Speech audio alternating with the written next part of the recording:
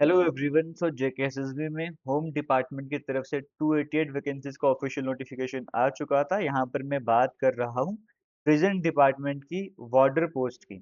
यहाँ पर लेवल 2 के अकॉर्डिंग पे स्केल देखने को मिलेगा। अब अगर आप अप्लाई करना चाहते हो 27 जुलाई से अप्लाई कर सकते हो। 25 अगस्त लास्ट डेट रहने वाली है। अब इसका सिलेबस क्या रह सकता है, एक्सपेक्टेशंस क्या हैं, और अभी हाल ही में बाकी हमारे आसपास जो स्टेट में वैकेंसीज आई उनका सिलेबस कैसा रहा है वो भी सब कुछ आपको बता दूंगा। हमारा सिलेबस क्या हो सकता है आपको वो बता दूंगा। किसको इस पोस्ट के लिए अप्लाई करना चाहिए और प्रिपरेशन कैसे कर सकते हो, सारी डिटेल्स आज की इस वीडियो में कवर करने जा रहा हूँ। सबसे पहली बात आपको समझनी होगी, ये प्रिजन्स डिपार्टमेंट है, होम डिपार्टमेंट है। होम डिपार्टमेंट के अंडर प्रिजन डिपार्टमेंट की ये वैकेंसीज हैं। मिनिमम क्वालिफिकेशन यहाँ पे 12वीं पास है, मिनिमम 10th पास, मैक्सिमम 12वीं पास यहाँ पर है। तभी आप अप्लाई कर सकते हो और पीटी पीएचडी के लिए आपको तैयार रहना पड़ेगा। तो पहले आपको ये समझना पड़ेगा कि इन पोस्ट की अगर मैं बात करूँ, यहाँ पे ग्रेजुएट एलिजिबल नहीं करे गए हैं। यानी कि अगर आप 10वीं पास हो, 12वीं पास हो, ग्रेजुएशन कर रहे हो, बट आपकी ग्रेजुएशन नहीं हुई है, यानी कि जो कॉलेज में अभी स्टूडेंट्स पढ़ रहे हैं वो भी इन पोस्ट के लिए अप्लाई कर सकते हैं। बट जो ग्रेजुएट है या हायर क्वालिफिकेशन है, पोस्ट ग्रेजुएट है, वो सभी इस सिलेक्शन प्रोसेस में, इस वैकेंसी की जो नोटिफिकेशन आपको देखने को मिल रहा है, इसमें पार्टिसिपेट नहीं कर सकते हैं। तो उनके लिए प्लस पॉइंट है जो 10वीं पास है, 12वीं पास है, कि आपको कंपटीशन थोड़ा सा यहाँ से कम हो जाता है। जैसे कांस्टेबल की पोस्ट की बात करें होम डिपार्टमेंट का, वो भी था, बट वहाँ पे ग्रेजुएट भी अप्लाई कर सकते थे, बाकी भी अप्लाई कर सकते थे। वहाँ पे कंपटीशन एक स्टेप आगे चला जाता है। तो यहाँ पे उस सेंस में देखा जाए कंपटीशन थोड़ा सा कम आपको देखने को मिलेगा जब इस तरह की क्वालिफिकेशन आपको देखने को मिलती है। दूसरा पॉइंट ये है कि जो बच्चे पढ़ने में, क्योंकि होता क्या है, आपका रिटन एग्जाम होता है, फिर पीटी पीएसटी होता है। रिटन एग्जाम अगर बच्चे क्वालिफाई करते हैं कि पीटी पीएसटी में कुछ बच्चे स्ट्रांग नहीं होते, उनका फाइनल लिस्ट में नाम नहीं आता है। तो जो बच्चे पीटी पीएचडी में अपने आप को स्ट्रांग कर सकते हैं, ऑलरेडी स्ट्रांग हैं, उनके लिए भी प्लस पॉइंट है कि उन्हें सिर्फ रिटन एग्जाम के लिए मेहनत करनी हो। टाइम आपका तो भी अच्छा खासा है, अभी तो फॉर्म लगना भी स्टार्ट नहीं हुए, कुछ दिन बाद फॉर्म लगना स्टार्ट होंगे, फिर लास्ट डेट आएगी, फिर एक्सटेंड होगी, फिर सिलेबस आने में टाइम लगेगा, यानी कि 1 साल का टाइम आपको कम से कम आराम से रहने वाला है।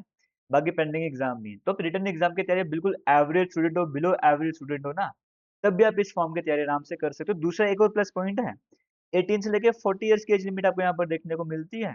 यानी कि यहाँ पर ऐसा बार नहीं कि 28 साल 30 साल वाली एज लिमिट वाले नहीं, जिनको पहले कांस्टेबल मौका नहीं मिला वो सभी इस अपॉर्चुनिटी के लिए अप्लाई कर सकते हो। ग्रेजुएट भी एलिजिबल है, ये प्लस पॉइंट आपको यहाँ पर देखने को मिलता है। तो यानी कि जिनको थोड़ा कंपटीशन कम चाहिए होता है, एज लिमिट भी चाहिए, और होम डिपार्टमेंट में जॉब करना चाहते हैं, वो सभी इस पोस्ट के लिए अप्लाई, उन सभी को इस पोस्ट के लिए अप्लाई करना चाहिए। और अगर पीएटी पीएचडी में स्ट्रॉन्ग, अपने आप को स्ट्रॉन्ग कर सकते हो, आपके पास टाइम है और रिटन एग्जाम के लिए मेहनत कर सकते हो, तो आपको ये नहीं देखना चाहिए कि जब स्कूल लेवल पे मेरा बैकग्राउंड कैसा था, मैं पढ़ने में अच्छा था या अच्छी थी या नहीं थी, आपको वो नहीं देखना। आपको सिर्फ इस बात पे फोकस करना है कि अभी 1 साल मेरे पास है, कि इस 1 साल पे देखो, कोई भी हमें से 4 साल हो गए, 5 साल हो गए, पढ़ाई छोड़िए, वो भी इस एग्जाम को क्रैक कर सकता है, टाइम आपके पास है। अगर आप एग्जाम क्रैक करना चाहते हो तो आप इन पोस्ट के लिए अप्लाई कीजिएगा। बाकी कैसे होगा उसकी टेंशन वगैरह आपको नहीं लेनी, बस आपको मेहनत करते जाना है। ये आपको किसको अप्लाई करना चाहिए, आपको वो समझ आ रहा है, जिसको जॉब की नीड है उसको भी जरूर अप्लाई करना चाहिए। अब देखो अभी हाल ही में क्या हुआ है, अब चलो इसकी मैं अगर पीटी पीएचडी के बारे में बता दूं। मेल कैंडिडेट्स के लिए हाइट 5 फुट 6 इंच, फीमेल के लिए 5 फुट 2 इंच होनी चाहिए। रेस की बात करूंगा, मेल कैटेगरी में 1600 मीटर की रेस कवर करनी है, 6.5 मिनट का टाइम मिलेगा। और फीमेल को 1000 मीटर की रेस करनी है, टाइम सेम मिलने वाला, बाकी पुशअप्स वगैरह आपको देखने को मिलते हैं। अभी हाल में पंजाब में जो है वो वाटर की वैकेंसीज निकली थी, उनका सिलेबस आया था। उनका सिलेबस कुछ इस तरह से था, जहाँ पे बेसिक जनरल अवेयरनेस आप बोल सकते हो, और साथ में ये पूरा जनरल अवेयरनेस का portion history, polity, economy, sports, science, technology, current affairs, ये सब कुछ देखने को मिलता है।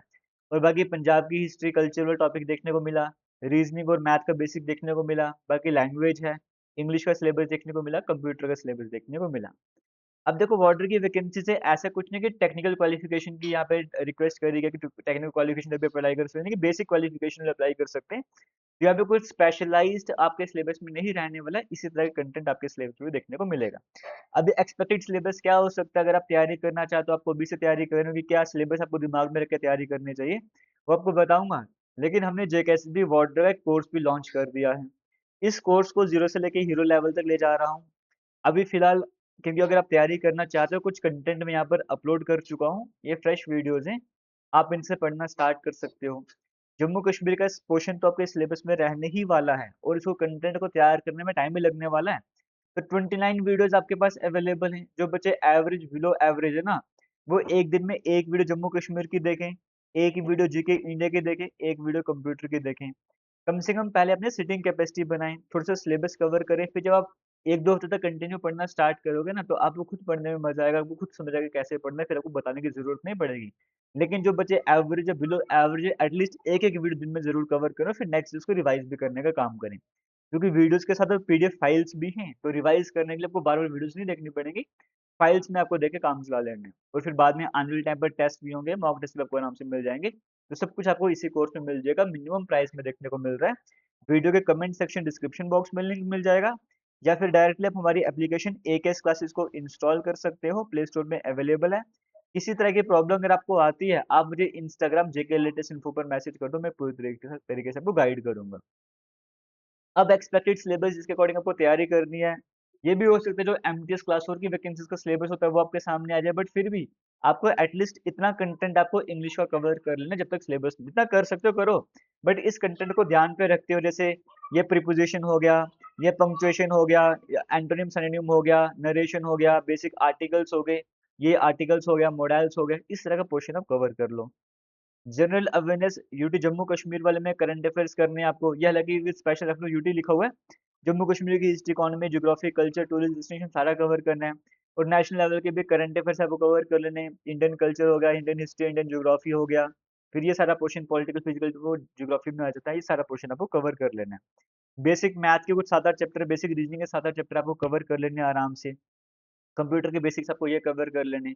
इस तरह का कुछ पोर्शन आपको एग्जाम में सिलेबस में देखने को मिल सकता है, तो उसके अकॉर्डिंग आप तैयारी कीजिएगा।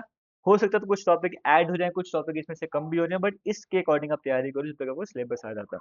और मैं भी आपको इसी तरह का कंटेंट आपको प्रोवाइड करता रहूंगा, तो वहाँ पे कोर्स में जाके तैयारी कर सकते हो। बस हाँ, यही है कि अगर आप अभी से स्टार्टिंग से तैयारी करना स्टार्ट करोगे, मैं उनकी बात करूँ एवरेज और बिलो एवरेज है, जो अबव एवरेज है वो सिलेबस आने के बाद भी स्टार्ट करेंगे तो भी प्रॉब्लम नहीं है, लेकिन जो एवरेज और बिलो एवरेज है ना, उनको अभी से स्टार्ट करना पड़ेगा, सो दैट वो एटलीस्ट जो कंपटीशन होता है पहले उस कंपटीशन का हिस्सा तो बन पाए, फिर बाकी बच्चों से आगे निकलने का काम आपको करना होगा। All the best, thank you, जय हिंद।